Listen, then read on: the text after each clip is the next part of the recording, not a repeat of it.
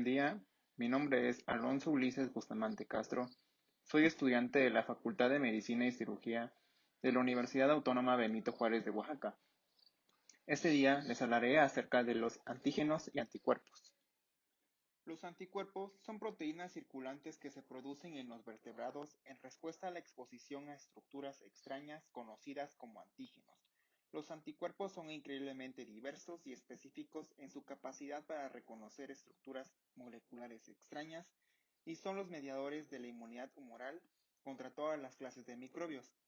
Como esas proteínas se descubrieron como moléculas séricas que proporcionaban protección contra la toxina difterica, al principio se les llamó antitoxinas, pero cuando se vio que podían generarse proteínas similares contra muchas sustancias, no solo toxinas microbianas, estas proteínas recibieron el nombre general de anticuerpos. Y las sustancias que generan o son reconocidas por anticuerpos se llaman antígenos. Los anticuerpos, las moléculas de complejo principal de histocompatibilidad y los receptores del linfocito T para el antígeno son las tres clases de moléculas que utiliza el sistema inmunitario adaptativo para unirse a los antígenos. Los anticuerpos solo son sintetizados por células de la estirpe de los linfocitos B y existen en dos formas: los anticuerpos unidos a la membrana en la superficie de los linfocitos B, los cuales actúan como receptores para el antígeno, y anticuerpos secretados, los cuales neutralizan las toxinas, impiden la entrada y propagación de los microorganismos patógenos y eliminan los microbios. El reconocimiento del antígeno por los anticuerpos unidos a la membrana de los linfocitos B vírgenes activa a estos linfocitos e inicia una respuesta inmunitaria humoral. La eliminación del antígeno requiere a menudo la interacción del anticuerpo con otros componentes del sistema inmunitario, como moléculas del tipo de las proteínas de complemento y células como los fagocitos y los eosinófilos. Un ser humano adulto sano de 70 kilogramos produce unos 2 a 3 gramos de anticuerpos al día. Casi 2/3 son anticuerpos llamados inmunoglobulina A, que producen los linfocitos B activados y las células plasmáticas en las paredes de los aparatos digestivo y respiratorio. Ahora veremos la estructura del anticuerpo. Los primeros estudios de las estructuras de los anticuerpos se apoyaron en anticuerpos purificados de la sangre de sujetos inmunizados con varios antígenos. Un avance importante que permitió obtener anticuerpos cuyas estructuras pudieran aclararse fue el descubrimiento de que los pacientes con mieloma múltiple, un tumor monoclonal de células plasmáticas productoras de anticuerpos, tenían a menudo grandes cantidades de moléculas de anticuerpo en la sangre y la orina con una composición bioquímica idéntica. Ahora, en la imagen podemos ver las características generales de la estructura del anticuerpo. Pues la mayoría de los anticuerpos se encuentran en un tercer grupo de migración más rápido de las globulinas, el cual es llamado globulinas gamma. Otro nombre frecuente del anticuerpo es el de inmunoglobulina, el cual se refiere a la porción que confiere inmunidad de la fracción de las globulinas gamma. Todas las moléculas de anticuerpo comparten las mismas características estructurales básicas, pero muestran una variabilidad acentuada en las regiones que se unen a los antígenos. Ok, en la imagen pues podemos observar que una molécula de anticuerpo tiene una estructura nuclear simétrica compuesta de dos cadenas ligeras idénticas y dos cadenas pesadas idénticas. Pues las cadenas pesadas, como podemos observar, son las cadenas azules y la cadena ligera son las de color verde. Las dos cadenas ligeras y las dos cadenas pesadas contienen una serie de unidades repetidas homólogas, cada una de 110 aminoácidos de longitud, que se plieguen independientemente en una estructura globular que se llama dominio de inmunoglobulina. Un dominio de inmunoglobulina contiene dos capas de láminas plegadas beta, cada una compuesta de 3 a 5 hélices. Las dos capas se mantienen unidas mediante un enlace disulfuro y hélices adyacentes de cada lámina beta se conectan mediante asas cortas. Las cadenas pesadas y las cadenas ligeras constan de regiones amino-terminales variables que participan en el reconocimiento del antígeno y regiones carboxilo-terminales constantes. Las regiones carboxilo-terminales constantes de las cadenas pesadas median las funciones efectoras. En las cadenas pesadas de la región variable están compuestas de un dominio de inmunoglobulina y la región constante está compuesta de 3 o 4 dominios de inmunoglobulina. Cada cadena ligera se compone de una región variable de dominio de inmunoglobulina y cada región constante de dominio de inmunoglobulina. Ahora en esta otra imagen veremos la estructura de un dominio de inmunoglobulina. Cada dominio está compuesto de dos series antiparalelas de hélices beta, las cuales se pueden ver que una es de color amarillo y la otra es de color rojo. Estas se unen para formar dos láminas plegadas en beta que se mantienen unidas por una hélice disulfuro. Se muestra un dominio constante de forma esquemática que contiene 3 y 4 hélices beta en las dos láminas. 3 asas en cada dominio variable contribuyen a la unión del antígeno y se llaman regiones determinantes de la complementariedad. Ahora veremos las características estructurales de las regiones variables y constantes del anticuerpo.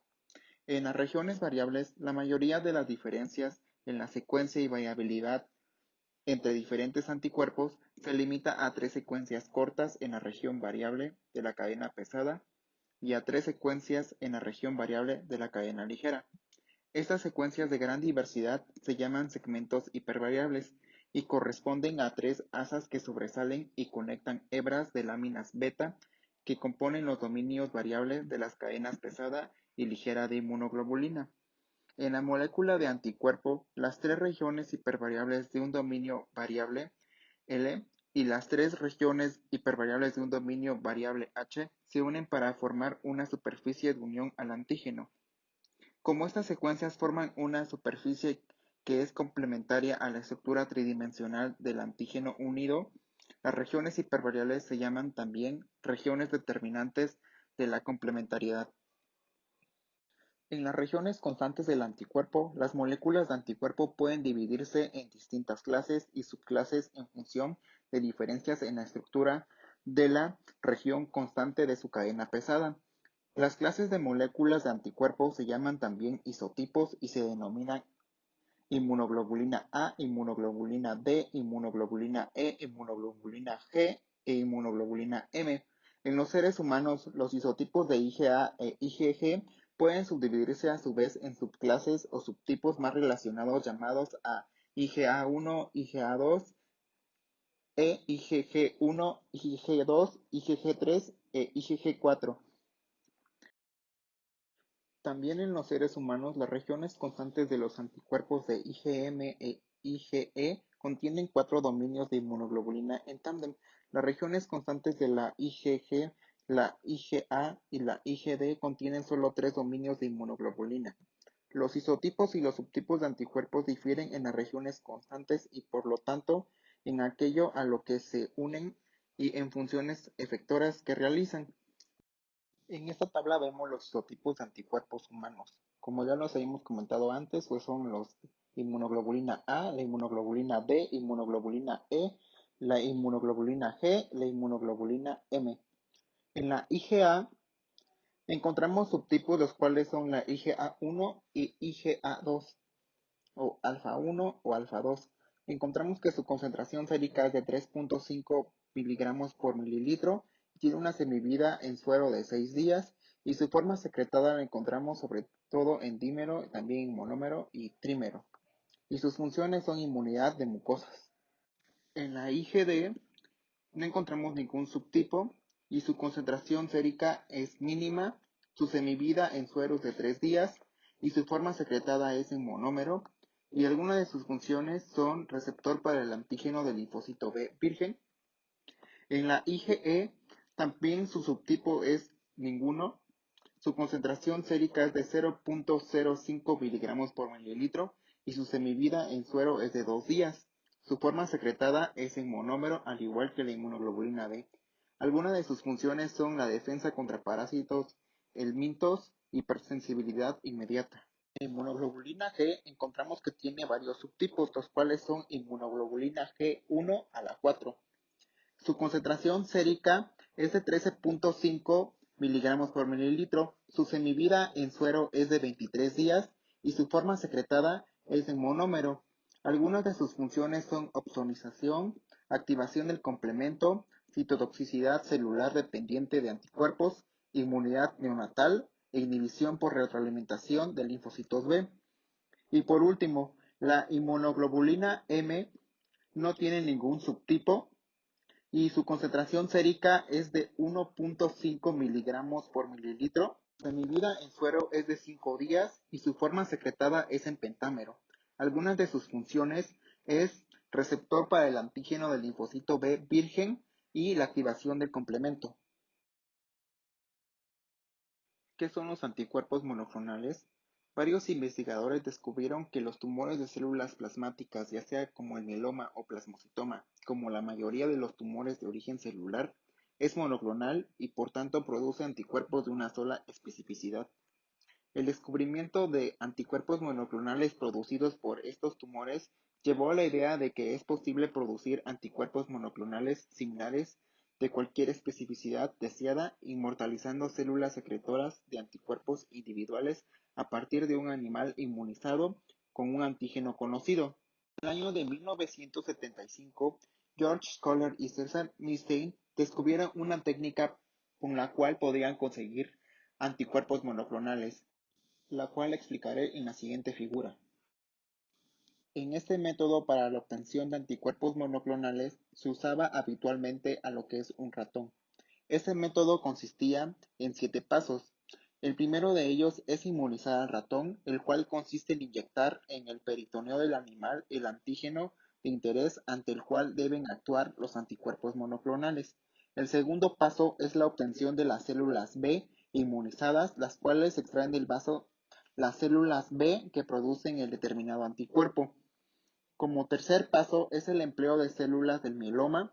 Como cuarto paso es la hibridación, la cual es la fusión de las células B con el mieloma en polietileno glicol. El quinto paso es la selección y maduración de los hibridomas. El sexto paso es la propagación clonal, en el cual las células seleccionadas se aíslan en unos caldos de cultivo para que generen clones que generen anticuerpos específicos para el antígeno de interés, los cuales podrán inyectarse en el propio ratón, produciendo gran cantidad de líquido acítico en los anticuerpos deseados. El último paso es la obtención de anticuerpos, los cuales son específicos para el antígeno, poniéndolos en contacto y observándolos. Si existe reacción positiva, entonces hablamos que sí hay anticuerpos monoclonales. Tipos de anticuerpos monoclonales. Según su origen, es posible distinguir 4 tipos de anticuerpos monoclonales, que se distinguen principalmente por su composición y su antigenicidad en el organismo. Uno de los 4 tipos que existen son los murinos, los cuales son anticuerpos procedentes del ratón. Tienen una eficacia terapéutica disminuida y pueden presentar efectos secundarios como nefrotoxicidad y reacciones alérgicas. Otro subtipo son los anticuerpos monoclonales quiméricos, los cuales son obtenidos de ratones mediante la humanización de los anticuerpos monoclonales por ingeniería genética. Estos evitan el rechazo del sistema inmune al introducirse en el organismo y producen anticuerpos antiquiméricos. Otro grupo son los anticuerpos humanizados, los cuales el 90% del anticuerpo es de origen humano, por lo que reduce aún más la inmunogenicidad de los anticuerpos, y el 10% restante corresponde a las regiones CDR o hipervariables, que son las únicas que proceden del ratón. Otro grupo son los anticuerpos humanos, los cuales la totalidad del anticuerpo es de origen humano y el rechazo del sistema inmune es prácticamente inexistente. Los anticuerpos monoclonales tienen muchas aplicaciones prácticas en la investigación y en el diagnóstico y tratamiento médico. Algunas de sus aplicaciones frecuentes son las siguientes, como identificación de marcadores fenotípicos de tipos celulares particulares, inmunodiagnóstico, identificación del tumor, tratamiento, análisis funcional de la superficie celular y de las moléculas secretadas. Una de las limitaciones de los anticuerpos monoclonales para el tratamiento es que estos anticuerpos son más fáciles de producir inmunizando ratones, pero los pacientes tratados con anticuerpos murinos pueden producir anticuerpos contra la inmunoglobulina murina llamados anticuerpos humanos antirratón. Esos anticuerpos antiinmunoglobulina eliminan el anticuerpo monoclonal inyectado y también pueden provocar la enfermedad del suero.